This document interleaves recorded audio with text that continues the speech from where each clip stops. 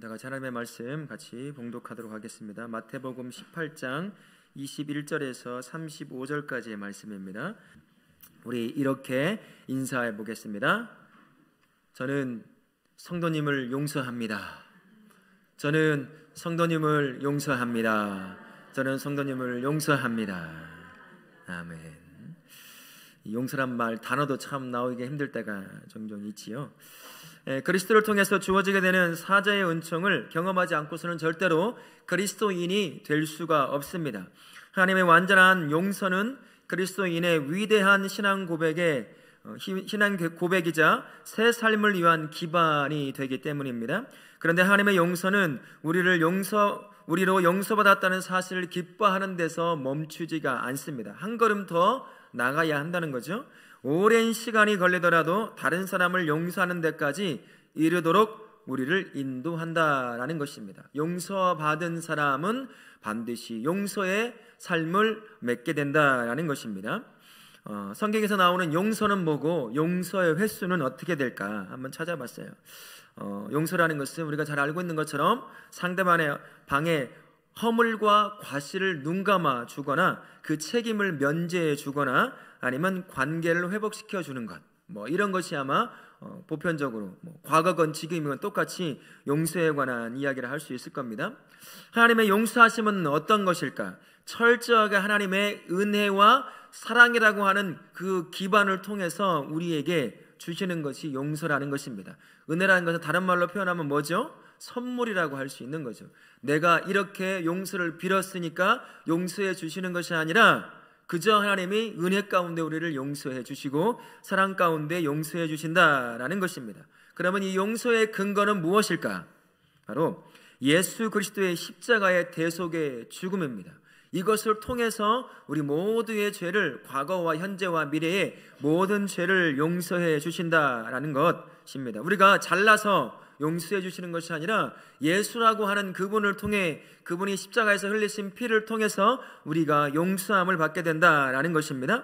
그러면 용서를 은혜 가운데 받게 된 삶은 어떤 삶을 살아야 될 것인가? 마땅히 그리스도의 받을 수 없는 용서함을 받았으니까 우리도 용서하는 자로서의 삶을 살아야 하게 되는 거겠죠. 얼굴들이 많이 안 좋아요. 맨날 용서만 하라고 하니까 이게 용서라는 것이 쉽지 않은 문제이기 때문인 것이죠. 더 큰 문제가 있습니다. 그러면 용서하되 언제까지, 몇 번을 용서하라는 말이냐? 당시 율법학자들은 3번까지 용서하면 참 관대한 것으로 받아들였다고 하더라고요. 하나님을 믿는 율법의 학자들도 이 3세판 안에서 이거 더 이상 넘어설 수 없었던 거예요. 내가 너를 3번까지만 용서해 준다. 그러면 그게 굉장히 관대한 사람 중에 한 명이었다는 거예요. 근데 오늘 베드로가 몇 번까지 용서하면 되냐고 말을 하죠. 7번까지 용서한다는 건 율법학자들이 바리새인이나 이런 사람들이 용서하는 것보다 배 이상을 용서한다라고 하며 이렇게 얘기한 거죠. 이제 자기가 그만큼 용서하면 되는 걸까요? 어쩌면 자기 의를 좀 드러내고 싶었던 사람이 베드로였을 수도 있을 것입니다. 이 당시에 7이라고 하는 숫자나 10이라고 하는 숫자는 완전을 의미해요. 완전함을 의미합니다. 베드로가 그걸 알고 말했는지는 모르겠어요. 여하튼 7번 정도면 정말 누군가가 용서할 때 완벽하게 용서하는 거라고 베드로는 아마 여겼던 것 같아요. 그래서 7번이면 되겠습니까? 라고 하니까 예수님이 놀라 자빠질 말씀을 한번 하시죠. 뭐라고 말씀하시나요? 7번뿐 아니라 7번을 몇 번까지요? 70번까지라도 할지니라. 이거 하면 횟수로 하면 몇 번일까요? 490번입니다. 한 사람이 다른 사람에게 똑같은 잘못을 490번 하기도 힘들어요. 거의 불가능할 수도 있어요. 그거는 가능할 수도 있다고 생각해도 그 반대는 가능할까? 똑같은 사람이 똑같은 잘못을 나에게 490번을 했다고 했을 때 내가 숫자상으로 봤을 때 490번을 내가 용서할 수 있을까요? 그건 불가능. 물론 이제 어떤 것에 따라서 조금 다를 수는 있겠지만 용서라는 단어가 들어갈 정도라고 한다면 큰 잘못을 저지른 것이라고 얘기할 수 있겠죠. 490번을 똑같은 사람에게 똑같은 잘못을 저지르기도 힘들 뿐만 아니라 그 반대는 더 힘들고 불가능하다라는 말입니다. 근데 가능한 사람들이 있어요. 누굴까요? 부부가 가능할 수 있어요. 10년, 20년 살아보세요. 한 달에 일주일에 한 번씩만 잘못한다고 생각해 보세요. 그러면 10년이면 몇 번을 잘못을 하는 걸까요? 상대편에게? 예? 몇 번쯤 될까요? 500번 넘죠. 예수님이 말한 것보다 숫자상으로 하면 더 많이 넘어요. 그래서 부부가 가끔 원수가 되기도 하잖아요. 부부라고 하면서도 원수가 되어 있는 건데, 물론 똑같은 잘못을 똑같은 사람에게 하는 건 아니겠지만 이제 부부가 그렇게 될 수도 있어요. 가장 가까운 사이가 가장 서로 용서하기 힘든 그런 사이도 될 수 있다는 거. 그러니 부부 사이가 굉장히 서로 간에 존중함으로 세워주는 것을 통해서 이렇게 그런 아픔 가운데 놓이진 말아야 할 것입니다. 예수님께서 7번 70번까지도 하라라고 하신 말씀이 그냥 490번 그게 불가능할 거니까 그 정도만 해도 된다라고 말씀하시는 것이 아니라 완전하고 충분히 용서하라는 의미가 담겨져 있어요. 근데 여기에 이게 있습니다. 우리는 완벽하게 용서할 수 없어요. 우리는 완벽하게 용서할 수 없습니다. 그래서 그 다음에 붙는 또 다른 설명어가 뭐가 있냐면 끝없는 용서를 하라라는 얘기예요. 완벽한 용서는 한 번에 이루어지지가 않습니다. 끝없는 용서, 계속된 용서, 그게 바로 완벽한 용서가 될 수 있다라는 말씀이죠. 성도는 값으로 셀 수 없는 용서를 받은 사람이 성도입니다. 그렇다면 그것이 조건이 되어서 이제 다른 사람을 용서할 수 있는 그러한 삶을 살아야 하는 거죠. 우리 다루었게 모든 성도님들은 그렇게 예수님의 말씀대로 끝없이 용서하실 수 있는 복된 삶을 사실 수 있기를 바랍니다. 아멘. 우리 오늘의 말씀으로 한번 들어가 보겠습니다. 21절과 22절 말씀에 예수님은 용서에 제한을 두지 말라 하십니다. 21절에 베드로가 생각한 용서의 최대치는 몇 번이었습니까? 7번이었어요. 22절에 예수님은 몇 번까지라도 용서라고 말씀하시죠? 7번뿐 아니라 7번을 70번까지라도 할지니라. 이 말씀을 곰곰이 생각해 보면서 이런 생각이 들었습니다. 가장 먼저 든 생각은 사람은 용서함에 있어서 분명한 한계를 가지고 있다라는 겁니다. 아무리 선한 사람이라고 할지라도 용서하는 데는 분명히 한계가 있어요. 몇 번, 숫자상으로 한계가 반드시 지어져게 되어 있다는 거죠. 연약하기 때문이라는 것입니다. 그래서 베드로라고 한다면 가장 관대한 그 마음을 베풀어서 자기는 7번이라고 얘기했던 것 같아요. 사실 여러분 똑같은 사람에게 똑같이 7번을 나에게 누군가가 아픔을 당했다고 생각해 보세요. 7번 용서할 수 있으시겠어요? 용서 안 돼요. 7번 정도는 되지 않을까 하지만 7번을 우리가 안 당해봤기 때문에 그 7번이라는 숫자가 얼만큼 크게 다가오는지 우리가 경험을 못해서 그러는 거예요. 진짜 큰 아픔을 주는 자 있다고 생각해 보십시오. 용서했는데 똑같이 또 그래요. 똑같이 또 그래요. 진짜 용서를 못합니다. 3번까지는 될지는 모르겠어요. 우리 3세판의 법칙이 항상 있잖아요. 내가 3번까지는 참아준다. 한 번만 더 그러면 이제 안 된다. 이런 식으로 하는데 7번 정말 힘듭니다. 우리 연약해서 용서할 수가 없어요. 베드로가 말했던 그 용서치가 아마 어쩌면 인간이 할 수 있는 최대치인지도 모르겠습니다. 그래서 예수님께서 이 상황을 베드로랑 대화하면서 왜 우리에게 이것을 보여주실까를 곰곰이 생각해 보니까 사람은 용서하기도 힘들고 용서받기도 힘들다는 것을 보여주고 싶으셨던 것 같아요. 용서하기가 힘드니까 용서받기가 쉽겠어요? 어렵겠어요? 똑같이 용서하기가 힘들어요. 상대방을 향해서. 그러니 용서받기가 너무 힘든 거예요. 그 인간을 보고 있는 거죠. 그러면서 그런 인간들을 용서하기도 힘들어하고 용서받기도 힘든 내가 너희를 완벽하게 용서했다라는 것을 가르쳐주고 싶으셨던 것 같아요. 그래서 이것을 이렇게 말씀하신 것이 아닌가 하는 그런 생각을 해보게 됩니다. 참 용서는 우리에게는 힘든 일입니다. 분명한 한계가 있기 때문인 것이죠. 그래도 주님께서 우리를 용서하신 것처럼 내가 누군가를 용서해야 한다고 한다면 끊임없이 용서해야 한다는 사실을 기억하고 용서하실 수 있기를 바랍니다. 첫 번째 나눔으로 한번 보겠습니다. 주께서 무한히 베풀라고 하실 만큼 용서는 성도에게 매우 중요한 덕목이지만 말처럼 쉽지 않습니다. 용서가 어려운 이유가 무엇이고 그럼에도 개인과 공동체, 사회에 용서가 필요한 이유가 반드시 있다라는 것입니다. 용서는요, 숫자와 밀접하게 관련이 되어 있어요. 어떤 숫자와 밀접하게 관련이 되어 있을까요? 무한이라고 하는 숫자와 관련이 되어 있어요. 무한이라고 하는 숫자. 거의 대부분의 용서는 한 번에 이루어지지가 않습니다. 나 한 번 딱 용서하니까 속이 시원하게 용서가 되는 경험이 있으셨나요? 저는 그런 경험 없더라고요. 이게 반복해서 용서하지 않을 수가 없더라고요. 한 번에 용서했는데 뒤에 가니까 뒤끝이 하나도 안 남아. 언제 그런 일이 있었냐고 그런 식으로 되는 것이 참 없더라는 것입니다. 어떤 식이든 용서를 해줘야 하는 그 상황에는 상처가 항상 남겨져 있기 마련이라는 것입니다. 그래서 용서라는 것은 양파를 까는 것과 같은 것이다. 어떤 목사님이 그런 말씀을 하시더라고요. 용서는요, 기억과 관련되어 있지가 않아요. 용서는 무엇과 관련되어 있을까요? 감정과 관련이 되어 있습니다. 그래서 내가 용서해야지 생각하고 마음 먹는다고 해서 그 사람 바라보면 용서가 되나요?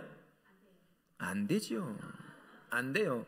이것과 관련되어 있는 것이 아니라 이것과 관련되어 있어가지고요, 이것 생각하기도 전에 바라보면 순간 확 올라오는 게 이 안에 있는 감정이라는 것이에요. 그래서 양파를 까는 것과 같아요. 숫자가 그래서 굉장히 중요한 거예요. 계속해서 무한이라고 하는 숫자를 쫓아서 용서하고 또 용서하고 또 용서하고 또 용서해야 돼. 올라오면 가서 회개하고 용서하고, 올라오면 회개하고 가서 또 용서하고, 올라오면 또 회개하고 가서 용서하는 것이, 그래서 양파를 까는 것 같은 거예요. 왜 양파를 까는 것 같을까요? 양파 한 컵을 깔 때마다 눈물이 나나요, 안 나나요? 나죠. 용서 한번 하고 또 용서 한번 할 때 무슨 생각이 드냐면, 왜 나만 용서해야 되는 건데? 왜 나만 상처받고 계속 이 사람을 용서해야 되는 거지? 그런 억울함이 생기는 거예요. 그러니까 눈물이 나는 거예요. 왜 나만 용서해야 되느냐? 마치 양파를 까는 것처럼 한 번 용서할 때마다 또 억울해서 눈물을 나고, 또 한 번 용서할 때마다 양파를 까는 것처럼 또 억울해서 억울하고 막 서운해서 울고, 왜 나만 이러느냐? 그렇게 울면서 용서하는 것이기 때문에 그게 뭐 양파를 까는 것 같다는 거예요. 근데 어느 순간요, 양파도 다 까지면 그 다음엔 어떻게 되죠? 눈물도 그쳐요. 그 순간이 온다는 겁니다. 저도 경험해봤고 우리 성도님도 아마 경험해보신 분이 계실 거예요. 그렇게 계속해서 용서할 수 해야 한다는 겁니다. 양파를 까는 것처럼 계속해서 용서하고, 또 올라오면 또 용서하고, 또 올라오면 또 용서하고, 또 올라오고 또 용서하면 어느 순간 이 마음의 감정이 점점 어디 이렇게 풍선에 바람 빠지는 것처럼 쭉 없어지는 것을 경험하게 돼요. 마지막의 단계는 어떻게 되느냐면, 상대편이 굉장히 불쌍하게 보여지기 시작하더라고요. 불쌍해져요. 미운 것이 아니라 얼마나 그랬으면 저럴까, 그냥 너무나 불쌍해지는 거예요. 그래서 이제는 내가 억울해서 우는 것이 아니라 그 사람이 불쌍해서 억울하고 그 사람을 위해서 기도하는 것까지. 그게 언제인지는 몰라요. 언제까지 양파를 까듯이 울며 기도하고 용서해야 될지는 모르지만, 용서라는 것이 바로 그런 것이라는 것입니다. 우리 다르게 모든 성도님들은 비록 억울해서 눈물이 난다 할지라도 그렇게 양파를 까듯 눈물을 흘리며 용서하실 수 있기를 바랍니다. 용서는요, 사람을 살려내기 때문에 개인도 그렇고 가정도 그렇고 교회 공동체도 그렇고 이 사회도 반드시 필요한 것입니다. 가장 먼저는 내가 살아났기 때문인 것입니다.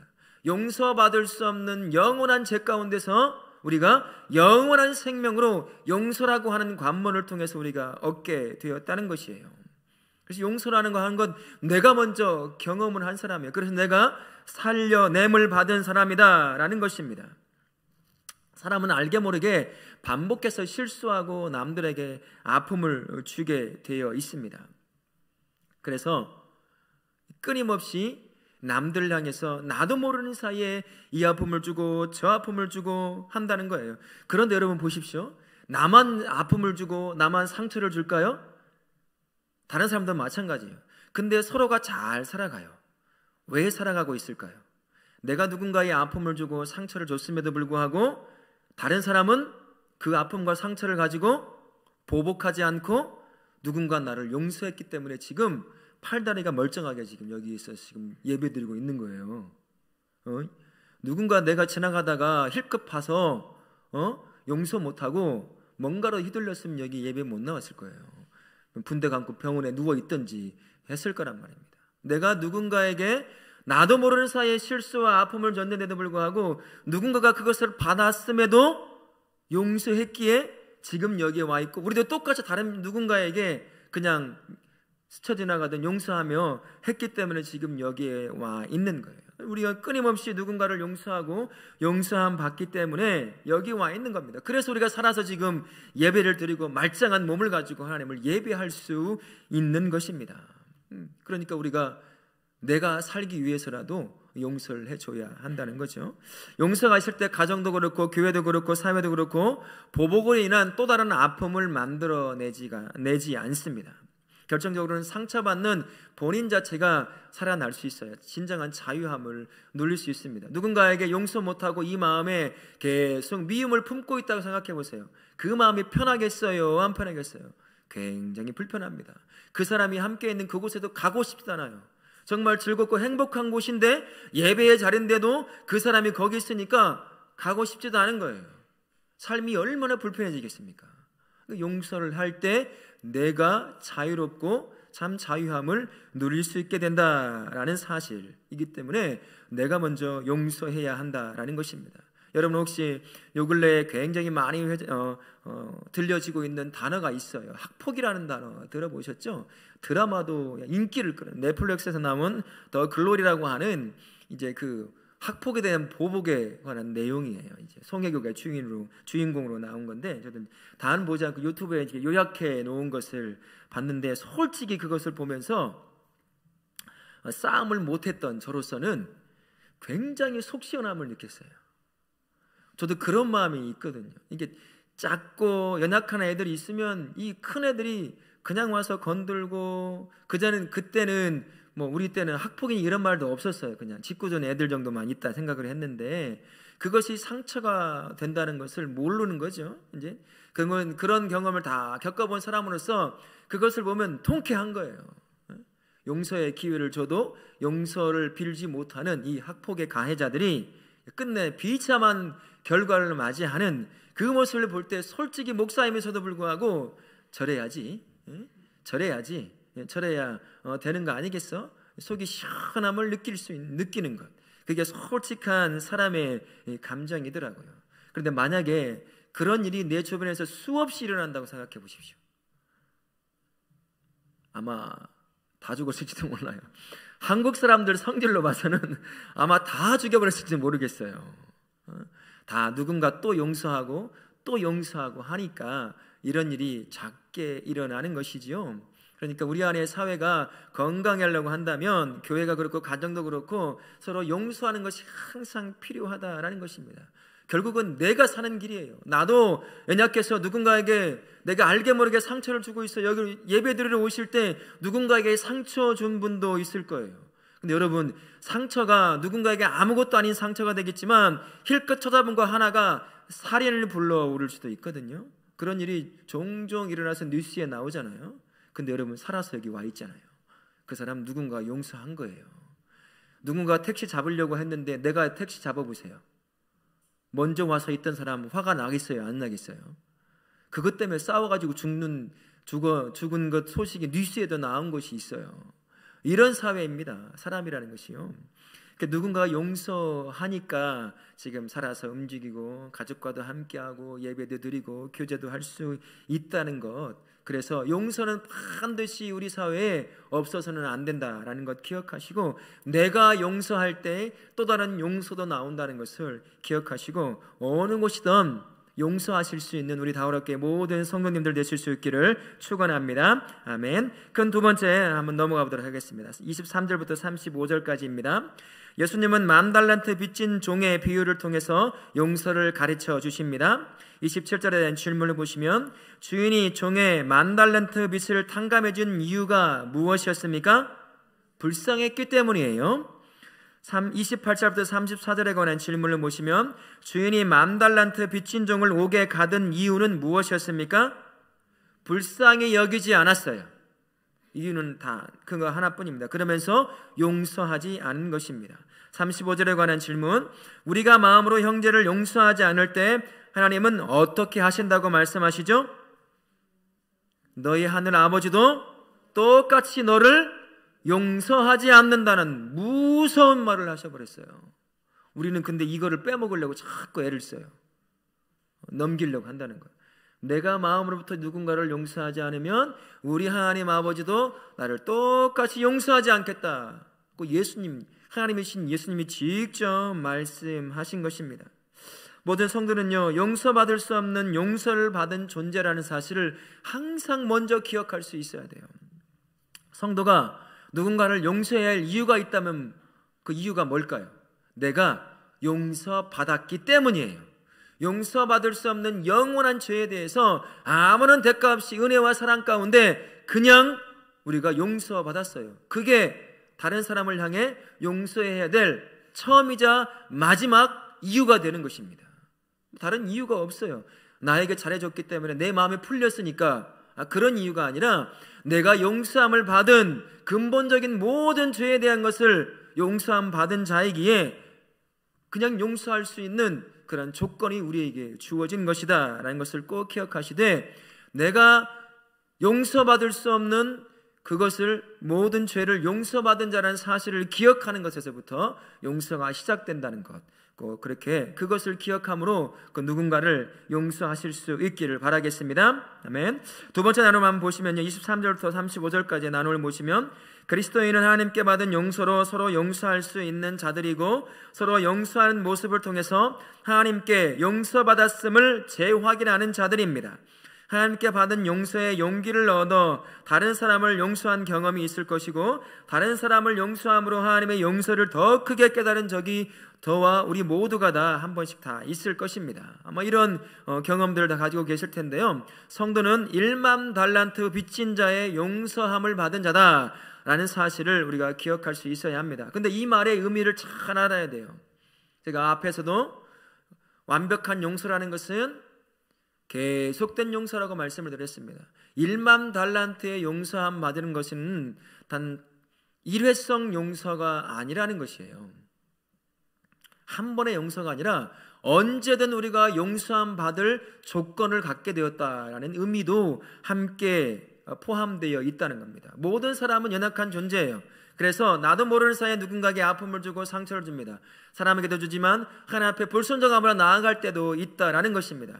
심지어 내가 의도하지 않은 상황 가운데서 누군가에게 상처를 주고 아픔을 주고 하는 죄를 범할 수 있어요. 당연한 나의 삶을 살아가잖아요.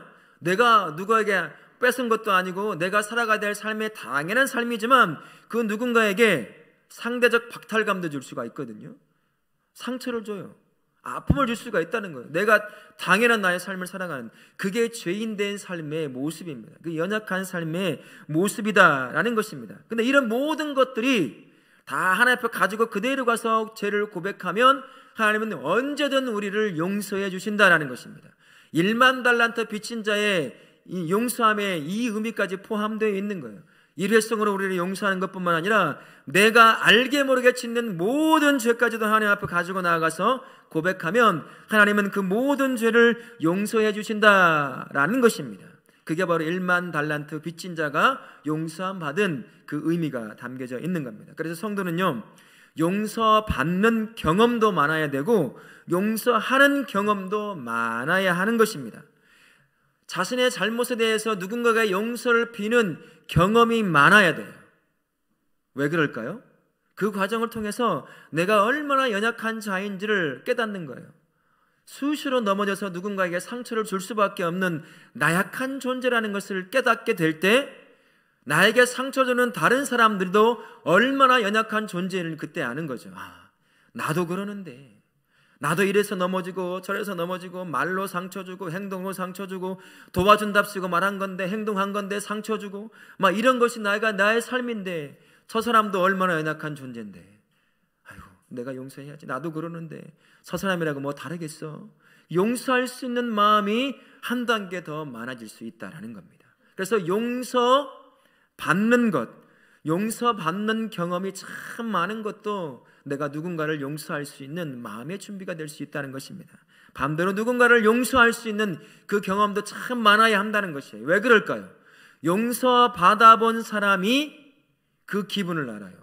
여러분, 무언가 잘못했을 때 전전긍긍할까요, 안 할까요? 여러분, 어렸을 때 엄마가 하지 말라고 한 것, 아빠가 하지 말라고 한 것 내가 했어요. 뭘 하나 망가뜨리고 깨뜨렸어요. 그 다음부터는 이 아이 어떨까요? 하루 온종일 기뻐서 뛰어놀고 있겠죠. 공포 가운데 있어요. 아빠한테 어떻게 혼날까? 엄마한테 어떻게 혼날까? 막 어떻게 해야 할지 모르고 있는 거예요. 막 숨기려고 하고 거짓말을 어떻게 할까? 막 그런 온갖 생각을 다 하며 지내는 것이 어린 시절에 저와 우리의 경험이 한 번씩 있잖아요. 근데 그때 엄마나 아빠가 뻔히 알면서도 그냥 모른 척 해준다든지 괜찮다고 말 한마디 해줘 보세요. 그 어린아이 얼굴에 먹구름이 쳐졌던 그 얼굴이 그냥 한순간에 환해져 버리거든요. 마치 모든 걸 다 얻은 것 같은 그런 느낌 가운데 세워진다는 것입니다. 이런 기분이 이런 용서함을 받아본 기분이 참 많은 인생을 살아본 사람, 상대편이 나에게 용서를 구할 때 얼마나 마음 아파하고 힘들어할까를 알잖아요. 근데 내가 용서를 딱 해줬을 때 그 기분을 내가 알고 있기 때문에 내가 용서해주면 이 사람이 얼마나 큰 자유함 가운데 놓일 수 있을까를 알기 때문에 용서할 수 있는 그런 마음이 생길 수 있다라는 겁니다. 그래서 용서받는 기분, 그 경험도 많아져야 되고 용서하는 경험도 참 많아져야 된다는 것입니다. 그래야 용서할 수 있는 그 마음이 많이 준비가 된다라는 것이죠. 우리 다롭게 모든 성도님들은 용서를 빌 수 있는 그 경험도 참 많아져서 누군가를 용서할 수 있는 마음이 준비가 되시기도 하고, 또한 누군가를 용서함으로 말미암아 다른 사람을 용서할 수 있는 마음, 더 넓은 마음이 준비되는 그러한 복된 용서의 사람으로 세워지실 수 있기를 바라겠습니다. 아멘. 마지막 세 번째 나눔을 한번 보시면 7번을 70번까지 용서하라는 명령을 오용하면 가해자에게 책임을 회피할 구실을 주거나 피해자에게 또 다른 해를 가할 수 있습니다. 이를 방지하기 위해 고려할 부분이 있다고 한다면 무엇이 있을까? 우리가 용서에 대한 부분을 좀 정의가 필요해요. 분명한 어떤 테두리가 있어야 한다는 겁니다. 용서가 죄와 잘못에 대한 책임을 면해 주는 것은 아니라는 것이에요. 용서가 성도가 영원한 용서를 받았지만요, 우리가 삶을 살다 보면 죄에서 우리가 그 대가를 항상 치르고 살잖아요. 염려와 고통과 아픔을 겪습니다. 죄에 대한 결과에서 우리가 자유로울 사람 아무도 없어요. 영원한 죄에서 우리가 용서함을 완벽하게 받았지만 여전히 그 찌꺼기들을 인해서 우리가 끊임없이 죄의 아픔을 겪으며 살아갈 수밖에 없는 것처럼 죄의 용서에 관해서는 그 대가를 항상 치를 수 있어야 된다는 것이에요. 아무리 누군가가 용서해 줬다 할지라도 그 잘못에 대한 것이 있다고 한다면 그 무엇이 있으면 그 대가를 반드시 치를 수 있도록 해주는 것, 관계가 회복되기도 하고 또한 그 사람을 다시 용서함으로 삶을 잘 살아갈 수 있도록 세워주는 것이 용서이기도 하지만 그 안에 더 플러스가 되어야 될 것이 있다고 한다면 그로 하여금 그 잘못된 것에 대한 책임을 지도록 만들어주는 것, 그것도 용서의 한 면이다라는 것을 우리가 기억할 수 있어야 한다는 것이죠. 치료해줘야 된다고 한다면 반드시 치료해줘야 돼요. 근데 여러분, 교통사고라든지 누군가를 상해를 입혔다거나 했을 때 사람들이 그에 대한 대가를 치르려고 하는 게 아니에요. 다 어떤 시기든 변명을 해대기 시작을 합니다. 미국에 있을 때 경험인데요, 교통사고를 나가면 아임소리를 절대로 하지 말라고 하더라고요. 내가 잘못을 안 했음에도 불구하고 상대편이 다치거나 그러면 그럴 수도 있잖아요. 근데 그 말을 절대로 하죠. 네가 잘못을 했어도 절대로 하지 말라고 하는 거예요. 왜 그러냐면 네가 독박을 쓸 수 있다, 이런 거예요. 네가 분명히 내가 잘못해서 박았는데도 그냥 아무 말도 하지 말라는 거예요. 변호사를 대동해서 이 일을 진행하라는 것입니다. 세상이 그러한 이치로 돌아가요.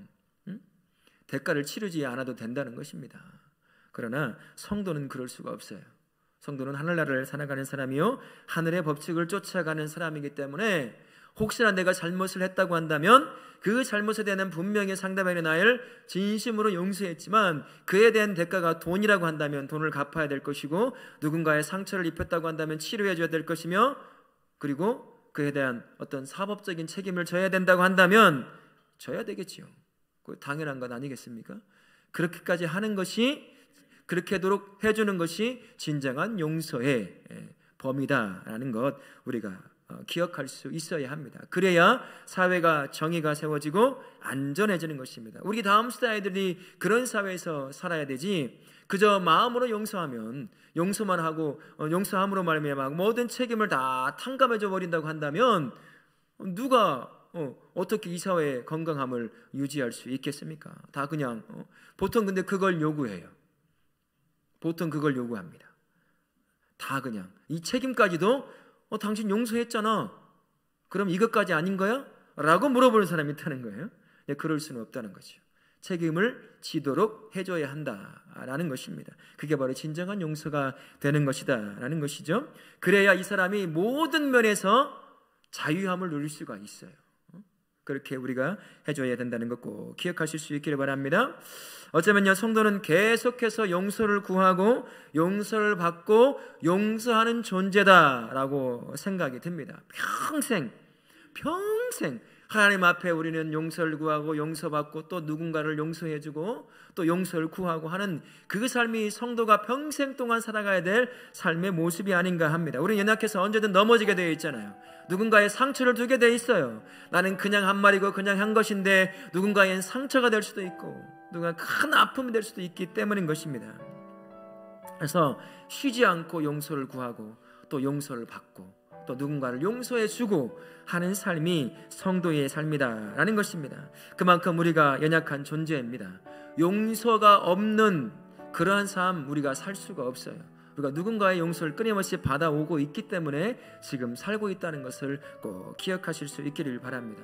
그럼에도 불구하고 참 용서라는 것이 왜 이렇게 어려운지 모르겠어요. 잘 안 돼요. 쉽게 안 됩니다. 특히 가까운 사람이 상처를 줄수록 그것이 용서한다는 것이 참 쉽지가 않다는 것을 저도 그렇고 우리 성도님도 아마 일상의 삶에서 경험해 볼 거예요. 계속해서 용서하지 않으면 안 되는 것이죠. 그래서 하나님께서 우리에게 기억하게 하십니다. 1만 달란트 빚진 자의 용서함을 우리에게 가르쳐 주는 거예요. 결코 갚을 수 없는 그 빚을 용서함 받은 자가 너다 라는 것을 우리에게 상기시켜 주는 것입니다. 비록 이걸 기억하고 있다 할지라도 용서가 쉽지는 않겠죠. 하지만 그것을 기억하고 있는 것과 그 용서함을 받을 수 없는 용서를 받은 그것을 기억하지 못하는 삶과는 용서의 그 시기와 그 용서의 깊이가 참 다르다는 것을 알 수가 있습니다. 우리 모든 성도님들 평생 마음속에 항상 기억하십시오. 나는 결코 용서받을 수 없는 죄를 용서함 받은 그런 존재라는 것, 아무 조건도 없이 그것을 용서함 받은 자라는 사실을 꼭 기억하심으로 누군가가 나에게 잘못하고 상처를 주는 일이 있다고 한다면 그것을 딱 앞장 세워서 그것을 방패막이 삼아서 내가 이렇게 용서함 받은 존재지 라고 하면 그 다음부터 이 마음이 용서함을 할 수 있는 그 마음이 준비되는 것을 여러분들 경험해 보실 수 있을 것입니다. 양파를 까며 눈물을 흘리는 것처럼 용서라는 것은 계속해야 하기 때문에 그때마다 그냥 마음이 상하고 속상하고 억울함이 들어서 때로는 울 수도 있을 것입니다. 그러나 그 과정을 어느 순간 넘기고 하다 보면 참 그 안에 진짜 하나님이 요구하시는 성도의 삶이 발견될 수 있어요. 우리 교회 공동체가, 우리 다오라 공동체가 바로 그러한 공동체가 되기를 바랍니다. 지금 당장은 완벽하게 용서할 수 없겠지만 그러나 끌어안고 눈물이 나는 그 순간순간을 계속해서 또 눈물을 흘리고 용서하고 또 눈물을 흘리고 용서하면 어느 순간 주님이 나를 불쌍히 여기는 것처럼 그 영혼이 너무 불쌍하게 보이기 시작할 거예요. 그래서 이제는 불쌍해서 눈물을 흘리는 사람, 하나님은 그 모습을 바라보고 얼마나 우리의 인생을 기뻐하시겠어요. 얼마나 우리를 행복해 하시겠습니까? 우리 다락계 모든 성도님들은 우리 다락 공동체 그런 공동체가 되길 바랍니다. 모두가 다 용서함 받은 것처럼 다른 모든 형제와 자매를 용서하고 또 용서함으로 말미암아 형제와 자매를 건강하게 세우고 우리 가정을 건강하게 세우고 우리 교회 공동체를 건강하게 세우는 우리 용서의 공동체요 용서의 성도가 되실 수 있기를 예수님의 이름으로 축원합니다. 아멘.